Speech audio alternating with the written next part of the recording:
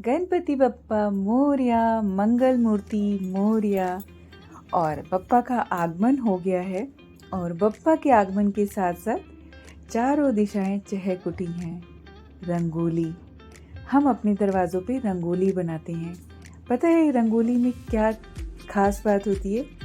रंगोली में वो ताकत होती है कि घर के अंदर आने वाली हर बुरी चीज़ को वो अपने अंदर समा लेती है और वहाँ से पॉजिटिविटी आपके अंदर भर जाती है। इसके लिए दरवाज़ों पे रंगोली बनाई जाती है।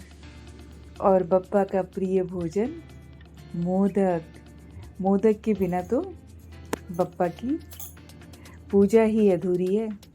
तो आज मैं आपको बताऊंगी मोदक की कहानी कि मोदक की शुरुआत कैसे हुई और बप्पा को ये सबसे प्रिय क्यों है। माँ के हाथों का खाना है। बप्पा ने अपनी माँ के हाथों से बना हुआ, हर बच्चे को माँ के हाथ का खाना बहुत पसंद होता है। वैसे ही बप्पा को भी अपनी माँ के हाथों का खाना, और माँ के हाथों में जो स्वाद होती है वो कहीं नहीं होती। वैसे तो हम बप्पा के बारे में बहुत कुछ जानते हैं और जानना भी चाहिए। और आज मैं आप सबको बताऊंगी मोदक की शुरुआत कहाँ से हुई। पुराणों के अनुसार देवी अनसुईया ने भगवान शिव को परिवार सहित अपने यहाँ भोजन पर बुलाया था। इस निमंत्रण में भगवान शिव परिवार के साथ पहुँचे। देवी अनसुईया ने सभी से आग्रह किया कि जब गणपति बप्पा अपना भोजन समाप्त करें तभी सब भोज पर बैठें। लेकिन छोटे से गणपति बार बार खाना मंगवाते रहे। यह देख माता पार्वती ने खाने के बाद उन्हें एक मोदक दिया, जिसे खाते ही गणपति बप्पा ने लंबी सी डकार ली। इतना ही नहीं, भगवान शिव ने भी इसके बाद 21 बार डकार ली। माँ पार्वती ने देवी अनसुईया से आग्रह किया कि अब वह अपने बाकी मेहमानों को भोज के लिए बैठा सकती हैं, क्योंकि गणेश जी तृप्त हो चुके हैं।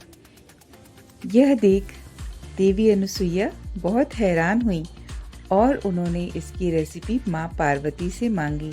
इसके बाद पार्वती जी ने अनुरोध किया कि उनके पुत्र के सभी भक्त उन्हें 21 मोदक अर्पित करें। अब करेंगे तो भगवान खुश होंगे और उनकी मनोकामना पूर्ण होगी। और भारत के कई राज्यों में कई तरह के मोदक बनाए जाते हैं और इन्हें विभिन्न नामों से भी जाना जाता है। इसके सबसे ज़्यादा लोकप्रिय जो मोदक है वो उकड़ीचे मोदक है, जिसे गर्म घी के साथ खाया जाता है। ऐसा माना जाता है कि जो मोदक की उत्पत्ति है वो महाराष्ट्र में हुई, लेकिन इसे कैसे बनाया गया और किसने बनाया इसके बारे में पूरी जानकारी नहीं मिलती। भारत में इसके कई नाम हैं, जैसे तमिल में इसे मोथागम या कोजू कट्टई कहा जाता है, तेलुगु में इसे कुदुम कहते हैं और कन्नड़ में मोदका या कुडबू नाम से जाना जाता है। इसे विशेष रूप से गणेश चतुर्थी के दौरान बनाया जाता है। यह गुड़, ताज़ा कसा हुआ नारियल, सूखे फल और मीठे हल्के मसालों से भरा हुआ एक स्वीट डम्पलिंग है।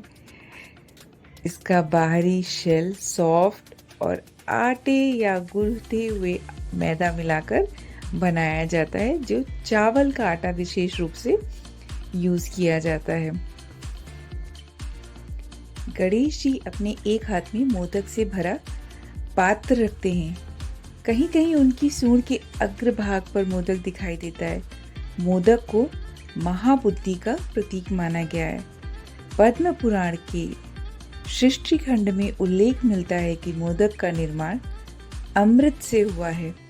देवताओं द्वारा पुत्र जन्म के अवसर पर यह दिव्य मोदक पार्वती को प्रदान किया गया। मोदक ब्रह्म शक्ति का द्योतक है। मोदक बन जाने के बाद वह अंदर से दिखाई नहीं देता कि उसमें क्या क्या समाहित है। इसी तरह पूर्ण ब्रह्म भी माया से आच्छादित होने के कारण वह हमें दिखाई नहीं देता। इसे आस्वाद से ही जाना जा सकता है। उसी तरह ब्रह्मानंद भी अनुभव गम्य है। मोदक की गोल आकृति महाशून्य का प्रतीक है। यह समस्त वस्तु जगत जो दृष्टि की सीमा में है या उससे परे है, शून्य से उत्पन्न होता है और शून्य में ही लीन हो जाता है। शून्य की यह विशालता पूर्णत्व है। और ये मोदक जो आप बनते हुए देख रहे हैं, ये पारंपरिक रूप से महाराष्ट्र के कोंकण में बनने वाले मोदक की विधि है और जिसमें कोंकण का स्वाद कूट कूट कर भरा हुआ है। अब मैं आपको बताती हूँ, गणपति आदि देव हैं जिन्हें हर युग में अलग अवतार लिया। उनकी शारीरिक रचना में भी विशिष्ट व गहरा अर्थ निहित है। तो आपको एक एकाक्षर ब्रह्मा में ऊपर वाला भाग गणेश को यानी प्रणव या ओम कहा गया है। इसे एकाक्षर ब्रह्मा में ऊपर वाला भाग गणेश का मस्तक, नीचे का भाग उदर, चंद्र बिंदु लड्डू और मात्रा सूंड है। उनकी चार भुजाएं चारों दिशाओं के में सर्वव्यापकता का प्रतीक हैं। वे लंबोदर हैं क्योंकि समस्त चराचर सृष्टि उनके उदर में विचरित रहती है। उनके बड़े कान, अधिक वाह शक्ति व छोटी पैनी सूक्ष्म तीक्ष्ण दृष्टि की सूचक है। उनकी लंबी नाक जो सूंड है, महाबुद्धि का प्रतीक है। गणेश जी की सूंड हमेशा हिलती डुलती रहती है और एक प्रकार से उनके हमेशा सचेत होने का संकेत देती है। सूंड का संचालन से दुख दारिद्र्य विनष्ट हो जाते हैं। दृष्ट शक्तियाँ डरकर मार्ग से अलग हो जाती हैं। यह सूंड एक और बड़े बड़े दिक्पालों के मन में भारी भय पैदा कर देती है, तो दूसरी ओर ब्रह्मा जी और अन्य देवताओं का मनोविनोद भी करती है। बड़ा पेट, लंबोदर होने के पीछे एक कारण यह भी माना जाता है कि वे हर अच्छी बुरी बात को पचा जाते हैं और किसी भी बात का निर्णय बड़ी सूझबूझ के साथ लेते हैं। श्री गणेश के लंबे कान और उनका एक नाम गज कर्ण भी है। लंबे कान वालों को भाग्यशाली माना जाता है। श्री गणेश तो भाग्य विधाता है और शुभ फलदाता है। गणेश जी के कानों से यह संदेश मिलता है कि मनुष्य को सुननी सबकी चाहिए, लेकिन अपनी बुद्धि विवेक से ही किसी कार्य को क्रियान्वय करना चाहिए। गणेश जी के लंबे कानों का एक रहस्य यह भी है कि क्षुद्र कानों वाला व्यक्ति सदैव व्यर्थ की बातों को सुनकर अपना ही अहित करने लगता है। इसलिए व्यक्ति को अपने कान इतने बड़े कर लेने चाहिए कि हजारों निंदकों की भली बुरी बातें उसमें इस तरह समा जाएं कि वे बातें कभी मुंह से बाहर ना निकल सके। गणेश जी के एक हाथ में पाश विद्यमान है। यह पाश राग, मोह और तमोगुण का प्रतीक माना जाता है। इसी पाश के द्वारा श्री गणेश भक्तों के पाप समूहों का नाश कर देते हैं। यह क्रोध का भी संकेतक है। इसी के द्वारा गणपति दुष्टों को दंडित भी करते हैं, दंड भी देते हैं। गणेश जी के हाथ में परशु प्रमुखता दिखाई देती है। यह तेज धार वाला है। इसे तर्क शास्त्र का प्रतीक माना जाता है। गणेश जी के दांत, गणेश जी की कई प्रतिमाओं में एक हाथ में उनका टूटा हुआ दांत भी दिखाई देता है। कहा जाता है कि इसे टूटे दांत की लेखनी बनाकर उन्होंने महाभारत लिखा था। गणपति अक्सर वर मुद्रा में दिखाई देते। वर मुद्रा सत्व गुण का प्रतीक है।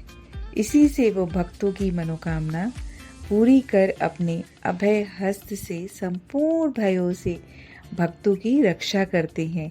इस प्रकार गणेश जी का उपासक रजोगुण, तमोगुण और सत्वगुण इन तीनों गुणों से ऊपर उठकर एक विशेष आनंद का अनुभव करने लगता है।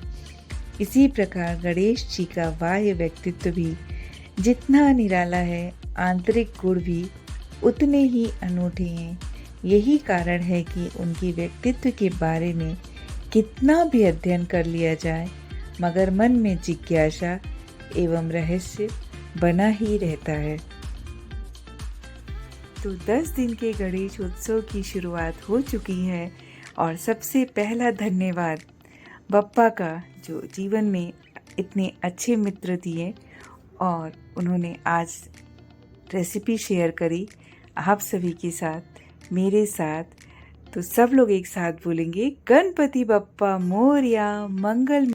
1 by 1 लगातार ऑर्डर चलता रहता है। इस बार भी कितने लगभग मोदकों के ऑर्डर हो गए। हाँ, इस दिन जो गणपति का पहला दिन है, बप्पा आए हैं, उस दिन भी रेवती जी ने लगभग 500 मोदक बनाए हैं और सबको 11 बजे तक वो ऑर्डर पूरा किया है। तो आप समझ सकते हैं कि एक मोदक बनाने के पीछे कितनी मेहनत लगती है।